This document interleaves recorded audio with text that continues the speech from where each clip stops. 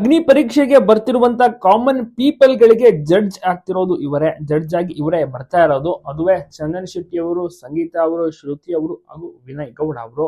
ಈ 4 ಜನ ಜಡ್ಜ್ ಏನ್ ಮಾಡ್ತಾರೆ, ಅಗ್ನಿ ಪರೀಕ್ಷೆಗೆ ಯಾರೆಲ್ಲ ಕಾಮನ್ ಪೀಪಲ್ಸ್ ಗಳು ಅಂದ್ರೆ ಇಷ್ಟು ದಿವಸ ವಿಡಿಯೋಸ್ ಗಳನ್ನೆಲ್ಲ ಕಳಿಸಿರ್ತಾರಲ್ಲ, ಸೊ ಅಲ್ಲಿ ಫಿಲ್ಟರ್ ಮಾಡ್ಕೊಂಡಿರ್ತಾರೆ.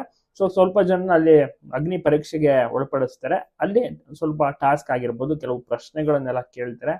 ಈ ಜಡ್ಜ್ ಗಳು ಏನ್ ಮಾಡ್ತಾರೆ, ಅವರಿಗೆ ಇಷ್ಟವಾಗುವಂತ ಸ್ಪರ್ಧಿಗಳನ್ನ ಬಿಗ್ ಬಾಸ್ ಮನೆ ಒಳಗಡೆ ಕಳಿಸುವಂತ ಒಂದು ಅವಕಾಶ ಇರುತ್ತೆ. ಈ ಒಂದು ಅಗ್ನಿ ಪರೀಕ್ಷೆ ಎಷ್ಟು ದಿವಸಗಳ ಕಾಲ ಬರುತ್ತೆ, ಕಿಚ್ಚ ಸುದೀಪ್ ಅವ್ರನ್ನ ಯಾವಾಗ ನಾವು ನೋಡಬಹುದು, ಗ್ರ್ಯಾಂಡ್ ಓಪನಿಂಗ್ ಯಾವಾಗ, ಬಿಗ್ ಬಾಸ್ ಅಗ್ನಿ ಪರೀಕ್ಷೆ ಅಂತ ಶುರುವಾಗೋದು, ನಿಜವಾದ ಬಿಗ್ ಬಾಸ್ ಗ್ರ್ಯಾಂಡ್ ಓಪನಿಂಗ್ ಇನ್ನ ತುಂಬಾ ಸ್ವಲ್ಪ ಒಂದು 15 ದಿವಸ ಆದ್ಮೇಲೆ ಬರ್ಬೋದೇನೋ. ಈಗ ಸದ್ಯಕ್ಕೆ 4 ಜನ ಜಡ್ಜಸ್ ಗಳನ್ನ ಪ್ರತಿ ದಿವಸ ನೋಡ್ಬೋದು, ಮತ್ತೆ ಅಗ್ನಿ ಪರೀಕ್ಷೆಗೆ ಬರುವಂತ ಸ್ಪರ್ಧಿಗಳನ್ನ ನೋಡ್ಬೋದು. ಬಹಳನೇ ಇಂಟ್ರೆಸ್ಟಿಂಗ್ ಮತ್ತೆ ಬಹಳನೇ ಎಕ್ಸೈಟೆಡ್ ಆಗಿದೆ ಈ ಒಂದು ಸೀಸನ್. ಯಾಕೆಂದ್ರೆ ಬೇರೆ ಭಾಷೆಯಲ್ಲೂ ಕೂಡ ಈಗಾಗಲೇ ಅಗ್ನಿ ಪರೀಕ್ಷೆ ರೌಂಡ್ ಸ್ಟಾರ್ಟ್ ಆಗಿದೆ.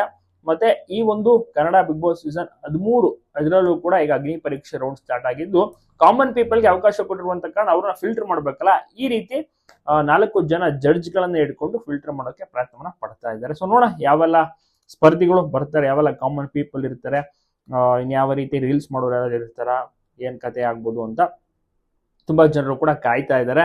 ಚಂದನ್ ಶೆಟ್ಟಿ ಅವ್ರು ಬರ್ತಾ ಇರೋದು ಬಹಳಷ್ಟು ಖುಷಿ ಆಗಿದೆ. ಯಾಕಂದ್ರೆ ಅವರು ಕೂಡ ವಿಜಯಶಾಲಿ ಆಗಿದ್ರು, ಬಿಗ್ ಬಾಸ್ ಅವರ ಮಾಜಿ ಸೀಸನ್ ವಿನ್ನರ್ ಕೂಡ ಹೌದು. ಜೊತೆಗೆ ಶ್ರುತಿ ಅವರು ಕೂಡ ಮಾಜಿ ಸೀಸನ್ ವಿನ್ನರ್ ಹೌದು. ಜೊತೆಗೆ ಇದೀಗ ಸಂಗೀತ ಅವರು ಕೂಡ ಬರ್ತಾ ಇದ್ದಾರೆ, ಹಾಗೆ ವಿನಯ್ ಗೌಡ ಅವರು ಕೂಡ ಬರ್ತಾ ಇದ್ದಾರೆ. ಬಹಳನೇ ಖುಷಿಯಾಗಿರುವಂತಹ ಒಂದು ಇಂಟ್ರೆಸ್ಟಿಂಗ್ ಆಗಿರುವಂತಹ ಒಂದು ಕ್ಷಣ ಅಂತಾನೆ ಹೇಳ್ಬೋದು.